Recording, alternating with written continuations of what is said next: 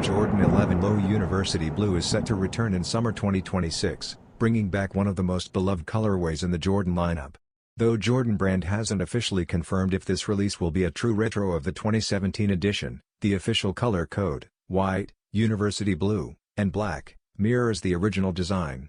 First released in 2001 and reissued in 2017, this fan favorite is praised for its clean white mesh upper, UNC blue patent leather overlays, and icy translucent outsole. Known for subtle updates in shape, materials, or detailing with each retro, Jordan Brand could introduce slight tweaks in this version as well. Regardless, the iconic Carolina-inspired look remains a summer staple. The 2026 drop will be available in full family sizing, offering pairs for all age groups. While exact design specs are still unknown, excitement is building for this potential return of a classic silhouette.